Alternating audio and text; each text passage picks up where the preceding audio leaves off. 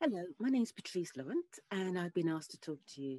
Actually, no, I offered to talk to you about the concept of the book that you are going to write. Concept is, what are you going to write about? What is the central idea, or what's at the core of your book? Um, and sometimes I think we worry that what we want to write about has already been done. We'll see, witches and dragons, or in my case, lots of books about London. And you think, oh my gosh, it's been done before. But actually, it hasn't been done by you. And I want you to think about what it is that you bring to your story. What is it that your voices and experience make it authentic and new and fresh? So I thought it might be easier to talk about how I create concepts for my different stories, whether YA or middle grade. So what I have, particularly, and it started with my YA books, is I have a set of ingredients that I know I want to shape the book out of. So in the YA books, really, it started around three things. London as a character, because I particularly wanted to showcase a London that doesn't pop up in Richard Curtis films or in American dramas, a London that we know, London that is multicultural, multi-class, sometimes a bit shabby, sometimes central. I wanted that London very much as a character. I wanted music. I am wearing my Blondie t-shirt because I know that music is a way of bringing people together or sharing experiences and also hitting key emotions. And I love crime books, but I'm also really interested in the aftermath of crime. What happens when the crime is done? How do people sort of get on with their lives? And there's a couple of other things really that, I like to include if I can, or which inspire me. One is popular culture. So films, music, books, even I suppose in the past, celebrity news. They're not so much now because I've got no idea who the celebrities are. And the other thing really important to me is social justice. I worked in a sort of not-for-profit sector for 20 odd years before becoming a full-time writer.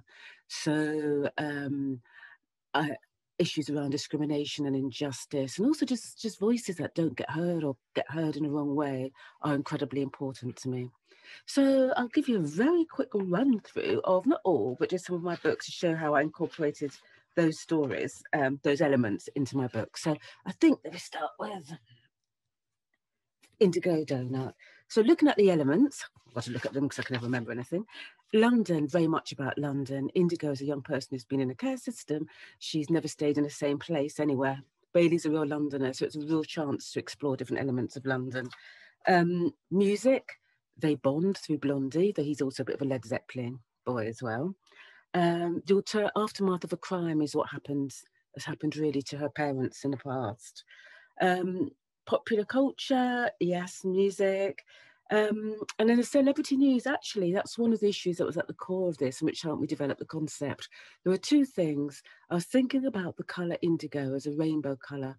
What if you had six siblings all named after colours of the rainbow? So scarlet, coral, primrose, emerald, teal, bluebell, I think indigo and violet. But what if you'd never met all those family members? You're part of this rainbow and never seen them before. That was the first idea, and I thought, how would it happen? What would that feel like? What's the story around that? And then the second thing that happened was the death of Bob Geldof's daughter, Peaches Geldof, from I think it was a heroin overdose, and her children being in a flat when it happened. And that had also happened to Peaches Geldof's mum, Paula Yates. Her mum, Paula Yates, had died of a heroin overdose, and her youngest daughter had been there. And I thought, as you grow up, even if you don't remember that moment, how easy would it be to sort of unpick those thoughts around being in that flat when your mother died? And also with social media now, everybody has an opinion. So how do you get over that? And particularly for a poorer young woman who hasn't got those resources, how do you overcome that? And I think also tied into the social justice at the time when I wrote it, young people in foster care were supposed to leave their foster homes when they hit 18. And that for me seemed an absolute travesty. So that came into that. Next YA book, Eight Pieces of Silva. That was very much more concept based than most of my books. I wanted to write a mystery that had clues. That was very close to my heart. It has, obviously it has London in it. It has, not say obviously, it's got a bit of South Bank and a bit of Hackney Marshes. It has music, K-pop, Korean pop music, the aftermath of a crime, less sort of explicitly in this, though one of the characters, Bex's dad, has been in and out of prison for quite a long time, so there is quite a bit about that experience as well. But actually, a lot of it was inspired by something I read in this book. When it came out, there was a couple of articles that were published in national papers, particularly one about a woman in her 50s who was married, went to the dentist, had an operation, woke up and was like madly in love with her dentist, obsessional love. And I thought, oh, this is interesting. Then there's another case study in there about a man in his 30s who's married, whose wife had seen, that found out that he'd seen an escort, turned out that he'd seen lots of escorts. And his issue was he was in a sense obsessed with people falling in love with him. So as soon as they said, I love you, he didn't want to know anymore. He went on to the next one. So, I mean, come on. What happens when obsessional love meets obsessional falling in love? So that formed the concept of 8 Pieces of Silva. Toad Attack, inspired by The Simpsons. There's an episode of The Simpsons where Springfield gets taken over by flying toads. Sorry, flying lizards. What happens if there were massive, great, big cane toads? And then, of course, you added layers to it. It's like, well, so what would happen? You know, what could be the consequences? So first I thought about the badger cull and the controversies over the badger cull. So you'd probably get two sides, one who want to destroy the toads, one who don't. What happens if if they attack your primary school, allotments? What happens if they terrorize somebody's cat? So I just said, what happens? What happens? What if? What if? And of course, I wanted to have another thing I put in my books. It's just families that aren't sort of nuclear. White dad, white mum, 2 kids families, because that's just not what I'm used to or ever lived in any way. And also I wanted to have a deaf character, because at that time one of my friends I was working with is deaf, and I just thought, yeah, we need more deaf children in books. Granny Ting Ting. Funny, this was like the first book I ever wrote. It was like commissioned as an educational reader, because they wanted diversity. And I thought, you know what, I was born in Brighton, but I can do this. I'd already just recently been to Trinidad and taken my daughter twice. So there was a couple of things in there that made me think. One was about the first time I went to Trinidad when I was 6, and also taking my daughter when she was 4 and when she was 7. And those sort of differences, the differences I suppose you notice when you're a child and when you grow up between Trinidad and, for me, sort of England. But also, I don't know, I'm just transfixed with this idea that my mum can't ride a bicycle. I've tried to teach her, she cannot ride a bicycle. So what happens when somebody can't ride a bicycle? Or 2 young people from 2 different cultures, London and Trinidad, are trying to work out what is best, plus food, well, tamarind balls.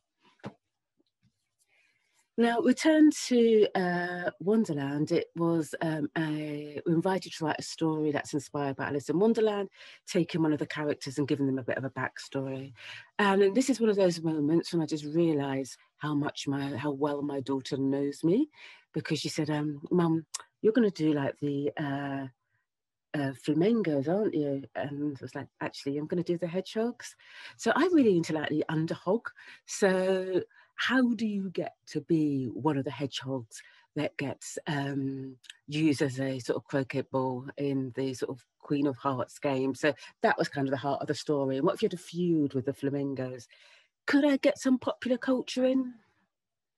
Of course, Inigo Montoya, except he's like, is it Flamingo Montoya? Something like that. I had to get a little bit of that in.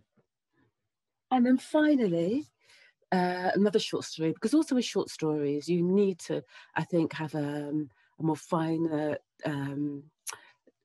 sort of more, I can't think of the word, but you need to have a clearer concept, because you've got less words. You need to know where you're going, where you're starting, what you're going to do, so you can tell that story. And this one, All Things Bright and Beautiful, so I've got in a bit of music. It is about London, turn of the 20th century London. But actually, it was also about, for me, about how women of colour quite often get, I don't know, whitewashed, man-washed out of stories. And quite a few years ago, I'd done a piece of work in Hackney, writing a history of Hoxton Hall in Hoxton Street. And I'd found out about a woman called, I think, Olive Christian. I always get her name wrong. I think it's Malvery. And she was mixed heritage. She was born in Lahore. One parent was Indian, one parent was Scottish. Came to London in 1900, initially to be, I think, a music teacher.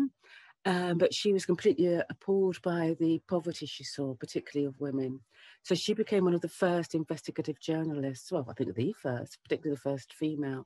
So she actually would dress up as a flower girl and be a flower girl. She'd be, get herself admitted into workhouses, do all the poor, low paid, I suppose what we call zero contract jobs now.